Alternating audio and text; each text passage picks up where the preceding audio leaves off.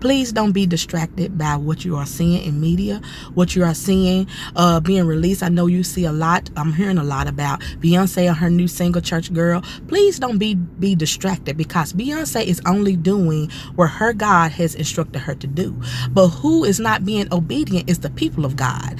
Where you better watch closely is people who proclaim to be saved and proclaim to be servants of God, and they're operating like the world. Who you better watch is the gospel artists. You better watch these pastors that people have put on pedestals. You better watch these people that are wolves in sheep clothing, because you can tell if they really are a servant of God. Because if they're not telling you to be separated, if they're operating like the world, if they look like the world, act like the world, talk like the world, do everything like the world, but they don't speak on living holy, they don't speak on separating yourself and living a righteous life, that's when you can tell if they really a true servant of God. That is who we need to be watching. And in this time, it's time for us as people of God, as the remnant people of God, that don't compromise, to cry loud and spare not.